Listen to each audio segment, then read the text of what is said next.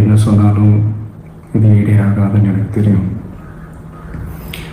ஹாஸ்பிட்டலில் ட்ரீட் பண்ணிகிட்ருக்கிற எல்லாருமே சீக்கிரமாக க்யூர் ஆகி வரணுன்றதை இந்த நேரத்தில் நான் வேண்டிக்கிறேன். கூடிய சீக்கிரமே உங்கள் எல்லாரையும் நான் சந்திக்கிறேன்.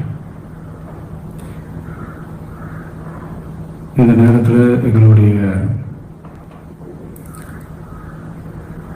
வழிகளை, எங்களுடைய நிலைமையை புரிஞ்சுக்கிட்டு எங்களுக்காக பேசின அரசியல் கட்சிகளை சார்ந்த நண்பர்கள், தலைவர்கள் அனைவருக்கும் என்னுடைய நன்றியை தெரிவிச்சுக்கிறேன். கிட்டத்தட்ட ஒரு 5 மாவட்டத்துக்கு பிரச்சாரத்துக்கு போனோம்.